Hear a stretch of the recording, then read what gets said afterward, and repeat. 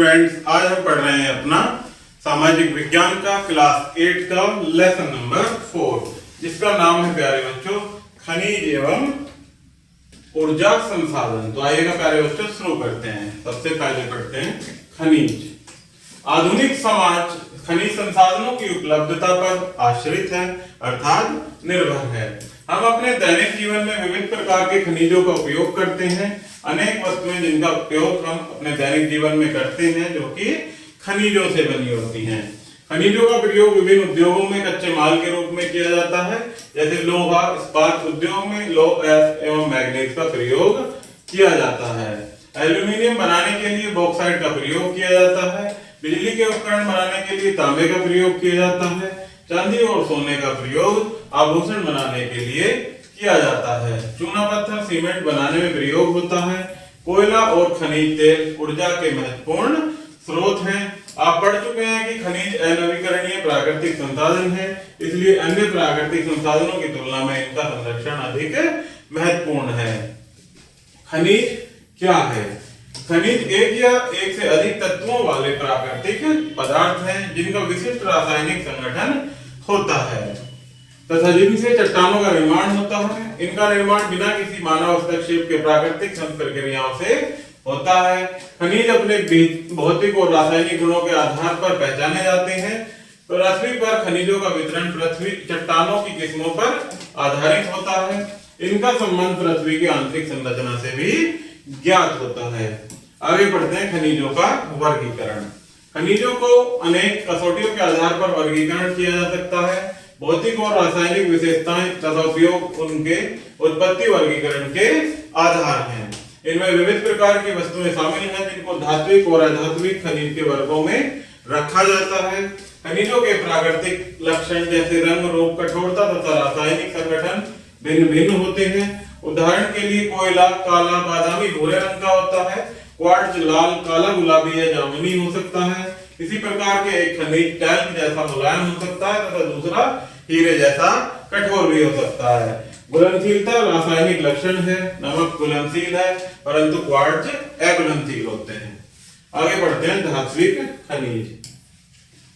धात्विक खनिज उन्हें कहते हैं जिनसे विभिन्न प्रकार की धातुएं लोहा, चांदी, सोना आदि प्राप्त होते हैं। धातुएं मजबूत, तन्य, ऊष्मा और विद्युत की सुचालक, चाक्षुष, प्रकाश में अपारदर्शी तथा पॉलिश करने के बाद परावर्तक होती हैं। तन्यता धातु का वह गुण है जिसके कारण बिना टूटे उनको बारीक तार खींचे जा सकते हैं। प्रकृति में ये खनिज प्राय अयस्कों के रूप में पाए जाते हैं। अयस्क अनेक अशुद्धियों सहित धातुओं का संकेंद्रित रूप में प्राकृतिक संचयन है। धातुओं को अयस्क से अलग करके शुद्ध रूप में प्राप्त किया जाता है। उदाहरण के लिए एल्यूमिनियम एक धातु है जिसे इसके अयस्क बॉक्साइट से निकाला जाता है। ऊष्मा का उपयोग करके अयस्कों से धातुओं को अलग करने की प्रक्रिया प्रगलन यानी गलाना कहा जाता है। कुछ सामान्य गुणों के आधार पर धात्विक खनिज को लोह धात्विक खनिज एवं अलोह धात्विक खनिजों में वर्गीकृत किया जाता है। लोह धात्विक खनिजों जैसे लोह, मैग्नीज और क्रोमाइट में लोहा होता है। अलोह धात्विक खनिजों में लोहा नहीं होता बल्कि धातुएं सोना, चांदी, तांबा आदि पाई जाती हैं।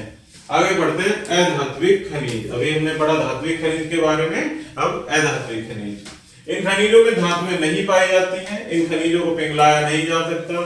इन्हें तारों में नहीं खींचा जा सकता। ऐसे खनिजों के उदाहरण है फॉस्फेट, पोटास, लवण, सिलिका, हीरे एवं कंकर पत्थर आदि। इनके अंतर्गत जैविक ईंधन जैसे कोयला और खनिज तेल भी आते हैं। खनिज पृथ्वी से खोदकर निकाले जाते हैं। कुछ खनिज धरातल पर ही मिलते हैं तथा कुछ पृथ्वी के गर्भ में विभिन्न गहराइयों से निकाले जाते हैं। व्यापारिक दृष्टि से मूल्यवान खनिजों को निकालने की प्रक्रिया को हम खनन कहते हैं। खनिजों को निकालने के लिए धरातल पर खोदे गए गड्ढों को हम खादान कहते हैं या खान कहते हैं। खान पृथ्वी के अंदर गहराई पर या धरातल के निकट हो सकती है। धरातल या खुले गड्ढ की खानों को खुली खान या खादान कहते हैं।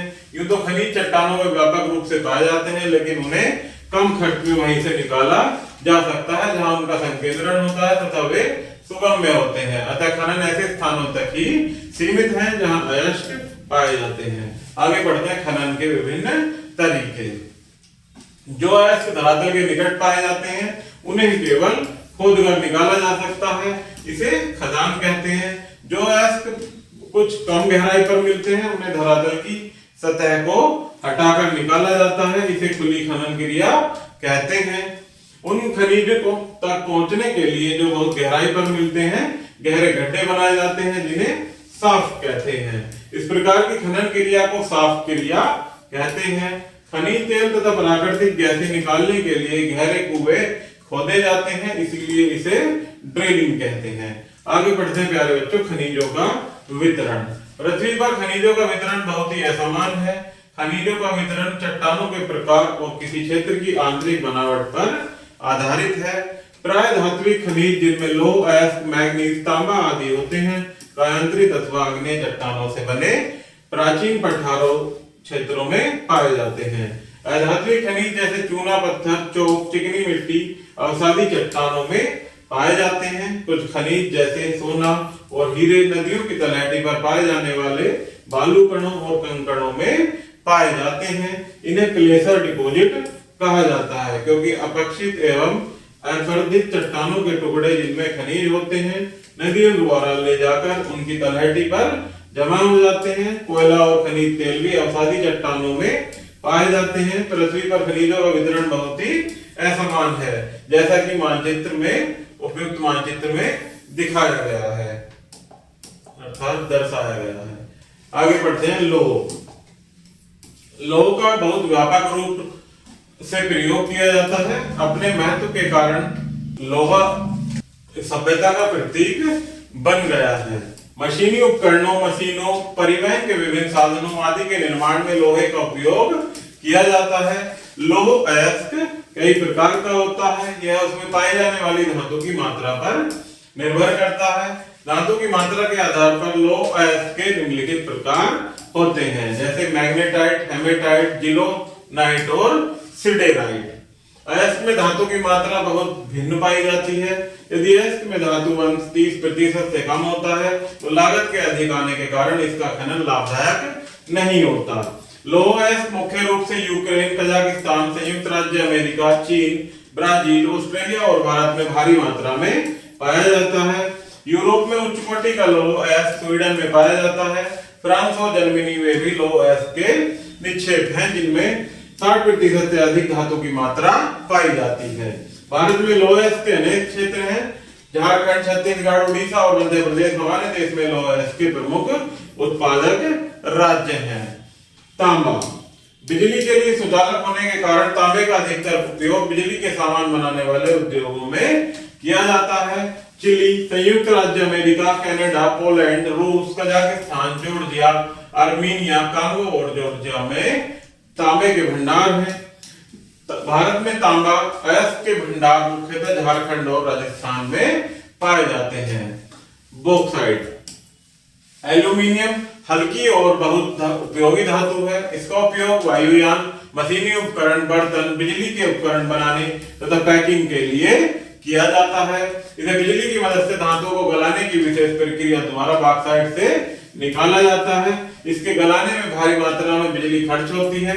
ऑस्ट्रेलिया, गिनी, जमैका और ब्राजील विश्व में बॉक्साइट के प्रमुख उत्पादक देश हैं। खनिज संसाधन सीमित हैं।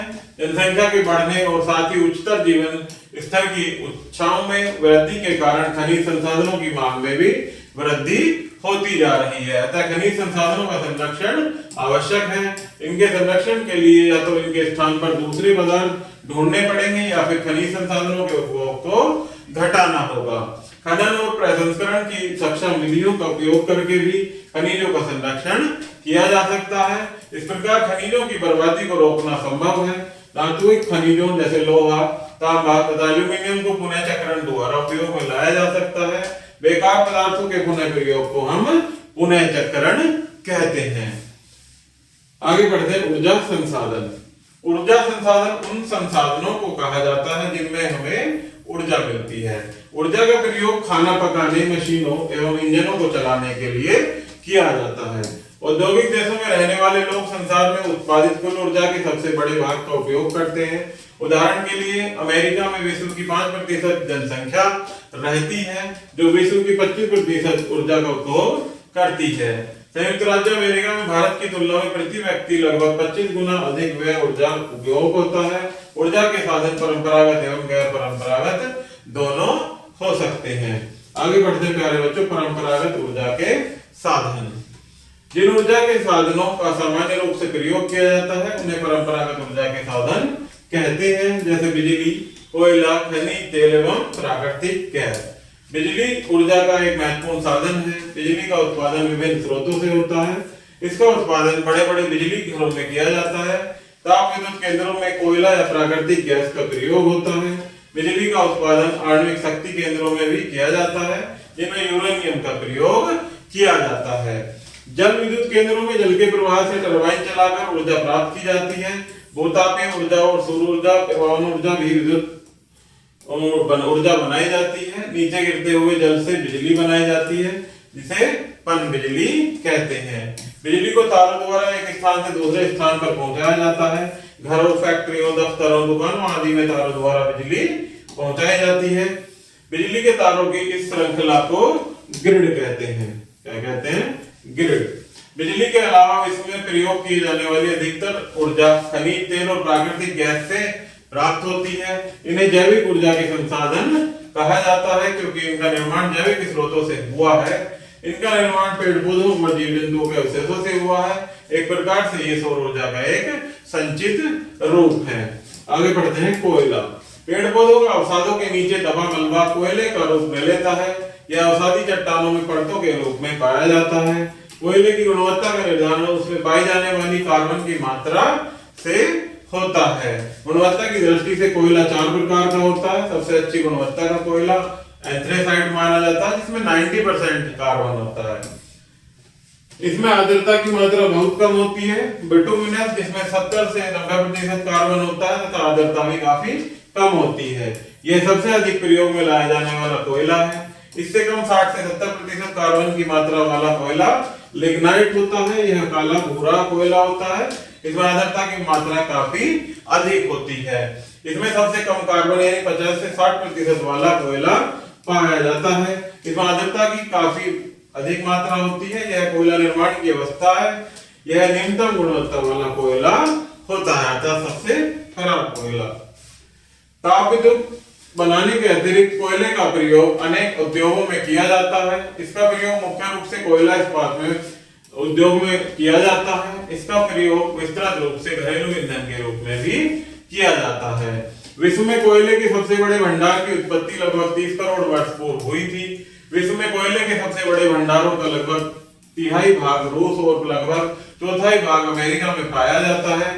रूस, अमेरिका, चीन, ऑस्ट्रेलिया, पश्चिमी यूरोप के कुछ भागों, दक्षिण अफ्रीका तथा भारत के विश्व के कोयले के कुल भंडारों का 90% पाया जाता है।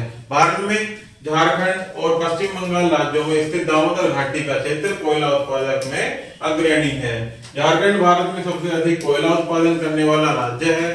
अन्य मुख्य उत्पादक राज्य उड़ीसा, मध्य प्रदेश, छत्तीसगढ़ एवं आंध्र प्रदेश हैं। आगे बढ़ते हैं खनिज तेल के बारे में। खनिज तेल का निर्माण समुद्री जीव जंतुओं एवं पेड़ पौधों के अवशेषों के समुद्र की तलहटी में जमा होने से हुआ है।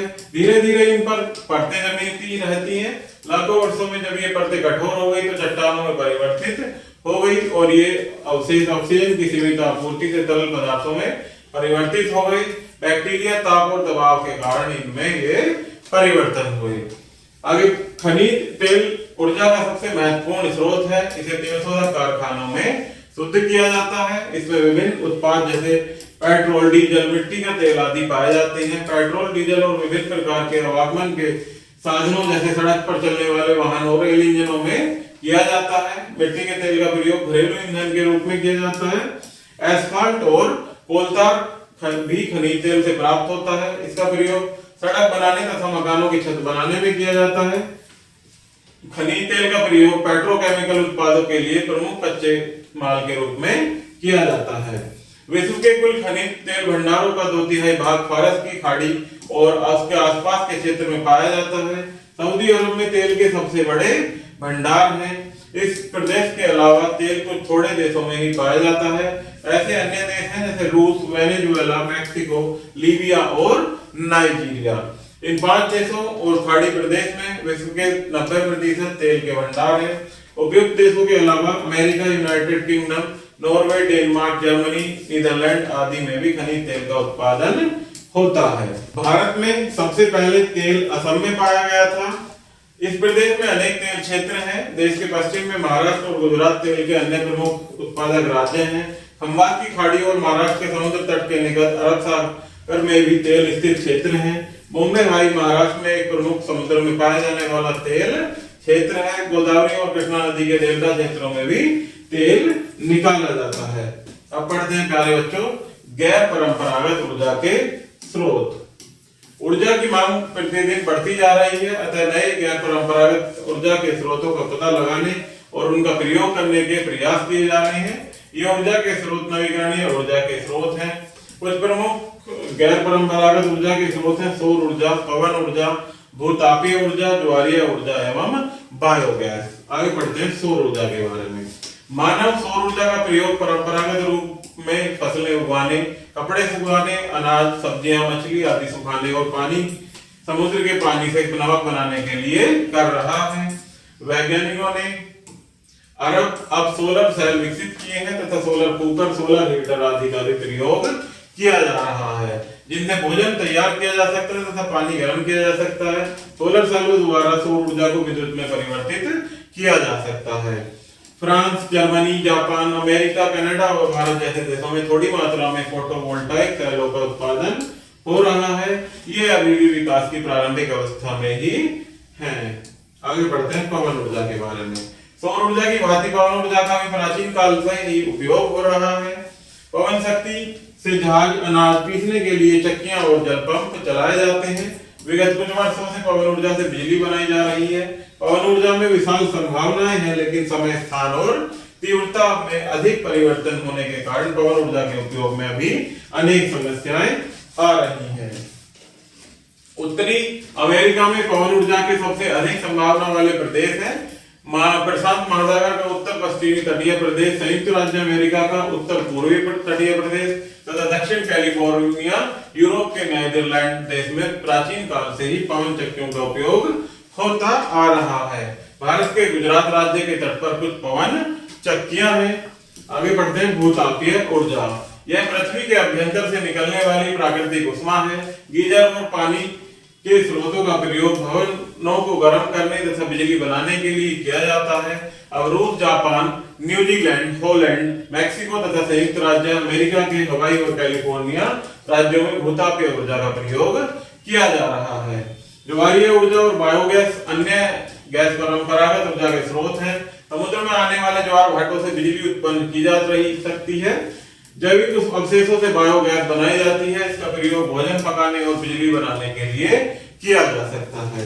आगे बढ़ते हैं प्यारे बच्चों, खनिज और ऊर्जा के स्रोतों का संरक्षण। जनसंख्या की तीव्र वृद्धि, औद्योगिक विकास तथा आधुनिक यातायात के साधनों के विकास के कारण खनिजों एवं ऊर्जा के स्रोतों की मांग दिन प्रतिदिन बढ़ रही है। इसके कारण हमारे खनिज संसाधनों का धीरे धीरे ह्रास यानी नाश हो रहा है। जैसा कि आप जानते हैं कि अनवीकरणीय प्राकृतिक संसाधन है, अतः हमें अपनी भावी पीढ़ियों के लिए इसका संरक्षण करना आवश्यक है। खनिजों एवं ऊर्जा के संसाधनों के संरक्षण के निम्नलिखित उपाय किए जा सकते हैं। क्या क्या तो देखते हैं। पहला कि खनिजों को पृथ्वी के गर्भ से निकालने के लिए विकसित खनन तकनीकी का प्रयोग किया जाना चाहिए, जिनसे इसकी बर्बादी कम से कम किया जा सके। नेक्स्ट है धात्विक खनिजों जैसे लोहा, एल्यूमिनियम, टिन एवं तांबा आदि का प्रयोग पुनर्चक्रण द्वारा किया जाना चाहिए। एक विधि होती है पुनर्चक्रण विधि। दुर्लभ खनिजों के स्थान पर प्रचुर मात्रा में पाए जाने वाले खनिजों का प्रयोग करना चाहिए, जिससे बिजली उद्योग में तांबे के स्थान पर एल्यूमिनियम का प्रयोग किया जा सके। नेक्स्ट है कि जैविक ईंधनों जैसे कोयला और खनिज तेल के स्थान पर गैर परंपरागत ऊर्जा के स्रोतों जैसे सौर ऊर्जा, पवन ऊर्जा, भूतापीय ऊर्जा आदि का प्रयोग किया जाना चाहिए। इसमें कुछ मुख्य बिंदु दिए गए हैं प्यारे बच्चों, आइए इन्हें वन बाय वन पढ़ते हैं। तो पहला है कि खनिजों का प्रयोग विभिन्न उद्योगों में कच्चे माल के रूप में तथा ऊर्जा के साधनों के रूप में किया जाता है। खनिज प्राकृतिक रूप में पाए जाने वाले रासायनिक पदार्थ हैं जिनसे चट्टानों का निर्माण होता है। खनिज के विभिन्न तरीके खादान, खुली खनन क्रिया, साफ्ट खनन विधि एवं ड्रिलिंग है। कुछ प्रमुख धात्विक खनिज हैं जैसे लोहा, बॉक्साइट, एल्यूमीनियम एवं तांबा। ऊर्जा के स्रोतों को परंपरागत एवं गैर परंपरागत स्रोतों में विभाजित किया जाता है। परंपरागत ऊर्जा के स्रोत हैं बिजली, कोयला, खनिज तेल एवं प्राकृतिक गैस। कोयला और खनिज तेल जैविक ईंधन है। जनसंख्या की वृद्धि, औद्योगिक विकास एवं यातायात के आधुनिक साधनों के विकास के कारण खनिजों का उपयोग दिन प्रतिदिन बढ़ता जा रहा है। खनिजों का संरक्षण आवश्यक है क्योंकि ये अनवीकरणीय प्राकृतिक संसाधन है। ऊर्जा के गैर परंपरागत साधन है सौर ऊर्जा, पवन ऊर्जा, भूतापीय ऊर्जा, ज्वारीय ऊर्जा और बायोगैस। जैविक ईंधनों का ऊर्जा के गैर परंपरागत स्रोतों का प्रयोग करके संरक्षण किया जा सकता है। तो प्यारे बच्चों, इस प्रकार से हमारा ये लेसन यही समाप्त होता है। आई होप कि आपको यह वीडियो जरूर पसंद आई होगी। धन्यवाद।